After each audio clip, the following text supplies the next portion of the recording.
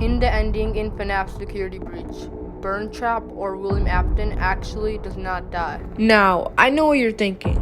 How did he not die? It literally shows him in a fire. Well, to answer that question, let's look at the past and how he survived all his other deaths. Starting with the history, how many times did he actually cheat death? It is important to really understand all of these deaths because if you don't, you won't be able to understand what he's really capable of surviving. The first time he should have died was when he was in the spring lock suit. It was all casual until the worst happened. He was in it when a drop of water hit the suit. You might think that's normal, but it's not. It caused it to snap back into its original position. When it snapped back into its original position, you are literally dead, except for William Afton. The animation you're watching right now describes what happens. It is brutal, and as you can see, he should be dead. He was legit impaled and crushed. This is when William Afton became Springtrap, and in the room where it all happened, he would be trapped for 30 years when he would finally escape to where his second death happened. His second death is, well, yeah, it's even worse. In short, in FNAF 3, the horror place was burnt down and everything in it went away, except, William Afton. He survives although his suit had a lot of damage. He then leaves the horror place to go in a spring Bonnie suit because his spring lock suit was too damaged. His third death was, for some reason, it was also a fire, although it happened much differently. I wonder if they're a fire for a reason. Yeah, totally not foreshadowing.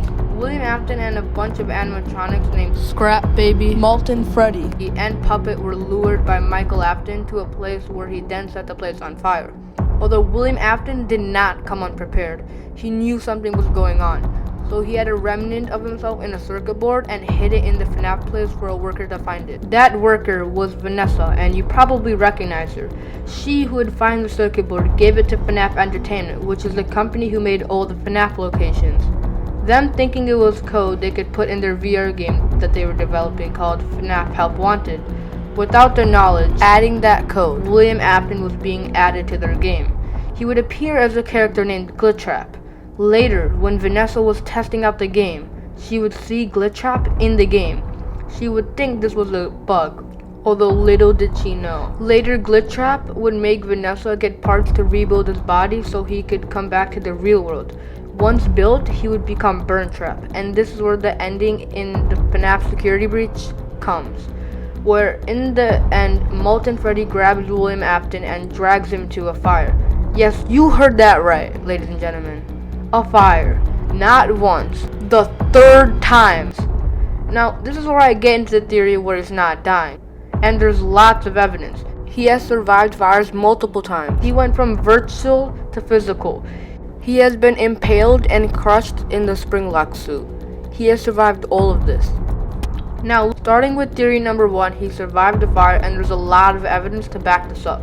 First, let's look at the scene where he was getting attacked by Molten Freddy. This was just a short scene, and all that was happening was he was getting choked. Remember, Molten Freddy can't really do anything. All he can really do is just throw punches or kick him or try to choke him. William Afton has literally been impaled by the spring lock suit and didn't die. So this debunks the theory that Molten Freddy would be able to kill Springtrap. Another thing that is important to notice is that the entrance was closed.